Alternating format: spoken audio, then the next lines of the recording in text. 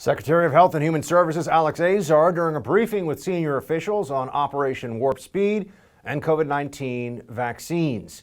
FDA officials are scheduled to meet to review the Pfizer vaccine next week and the following week to review Moderna's.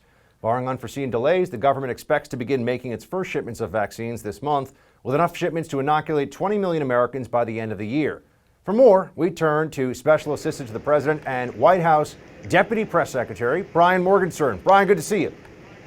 You too, Buck. Great to be with you. Let's start with some good news, because I think we could all use some good news right now. What is the latest status on how quickly and in what kinds of numbers this vaccine, the first round of vaccine, can get out to first responders and at-risk seniors? Well, Buck, first, thanks for having me. Great to be with you. And it is great to talk about good news, because this is nothing short of miraculous. Operation Warp Speed is going to save millions of lives. And you just saw what Secretary Azar had to say.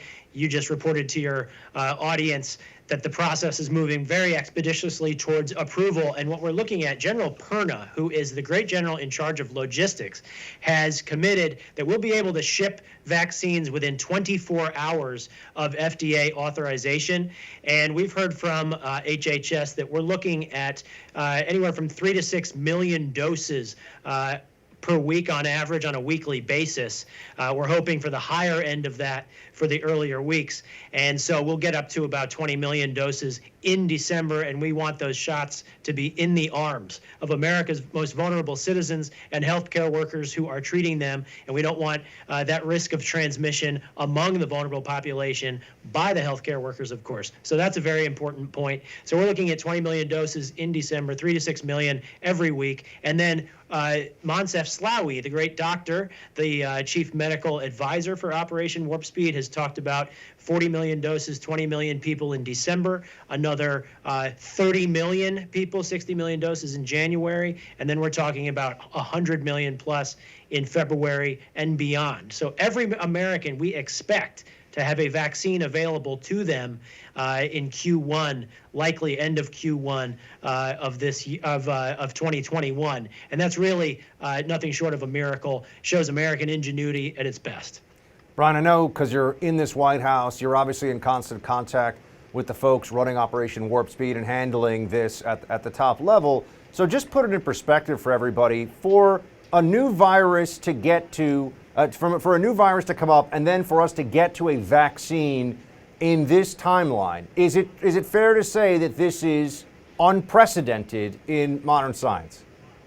Absolutely. I think the next fastest was in the 4 to 5 year range, if my memory serves, which means we are, I think, at least 5 times faster in this effort than any other similar effort in history. And it's because we've really attacked this with an innovative approach, a number of different things that we've done here. Number one, we've created a portfolio of vaccines with 4 different technology platforms to maximize the probability. Number two, we've invested in parallel manufacturing of these doses, millions of doses being manufactured in parallel with the clinical trials, rather than waiting until the end. We're doing it on an industrial scale. We're doing it with numerous companies who are really state-of-the-art companies. And of course, we have the head of logistics, General Perna, partnered with maybe the world's foremost vaccine expert, Moncef Slaoui, all working on this. It's a mobilization of the federal government, numerous agencies, the private sector,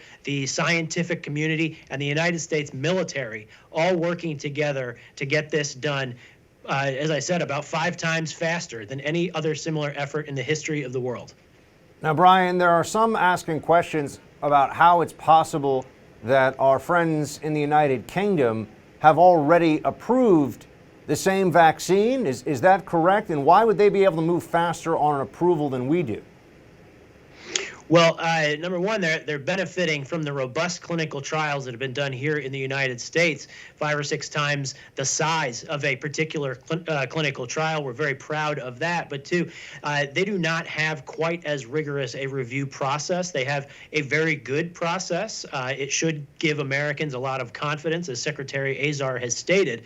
But the FDA, we're very proud of this, is the gold standard of review for the world. They look under the hood. They look at the raw data. They have numerous teams that look at separate parts of the data to verify the trials, the thoroughness of the trials, the quality control on the manufacturing. They really go into every single detail to ensure that this will be safe and efficacious, that it will prevent the virus, that we're not going to see serious health incidents and side effects, things like that.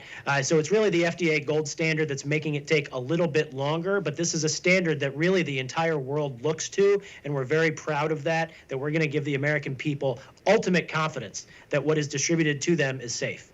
Dr. Fauci, chief of the National Institute for Allergies and Infectious Disease, said this about that effectiveness question. Play it. From the time the virus was recognized in January of 2020 to the time we're putting it in a person's arm in December of 2020 is extraordinary, unprecedented, and quite frankly, Governor, unexpected. You know, even with my cautious optimism that I live by, I didn't think that we were going to have a 95% effective vaccine. Not just the speed, the efficacy of this. Can you speak to that, Brian? I mean, is that factoring into how the White House thinks this is going to be able to reinstate the lives of American people, you know, to give us back some freedom and normalcy much more rapidly in 2021?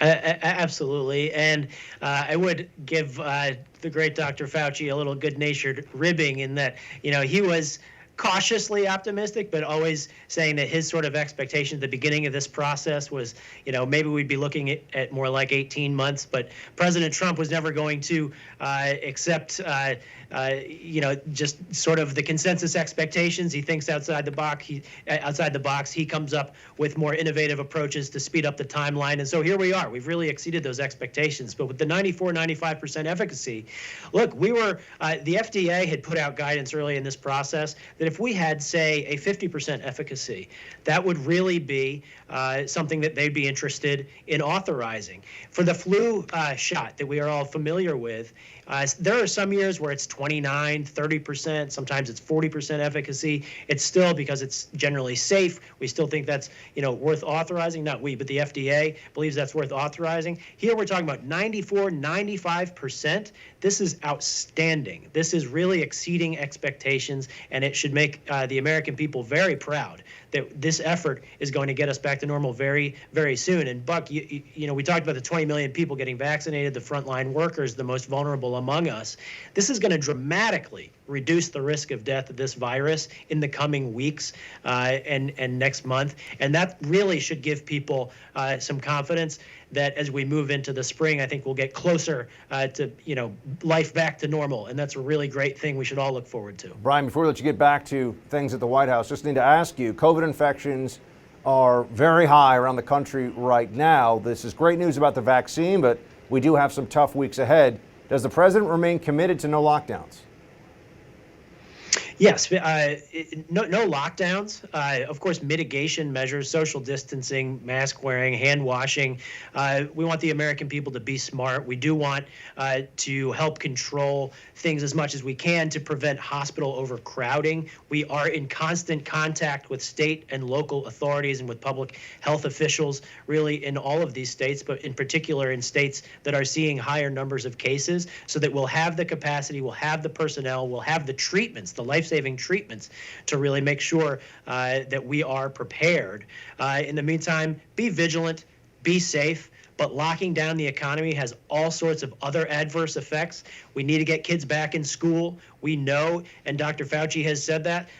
Basically, Trump was right when he was saying that in the summer. We have to get kids back in school because the risks of the virus are low. The risks of keeping kids out of school are very high. We don't want depression to spike, drug abuse, all these other unreported child abuse, you know, all of the other collateral damage caused by lockdowns, very bad. But we also have to be vigilant about the risks of the virus. So we just have to go into this clear-eyed and advise the American people appropriately to be safe, be smart, and we're going to get through this very soon. From the White House, Brian Morgenstern. Brian, good to see you. You too, Buck. Thanks for having me. Hey, Team Buck, just want to say thanks so much for watching The First on YouTube. If you like this video, be sure to give it a thumbs up. And if you want to see more great content from The First, please click that subscribe button.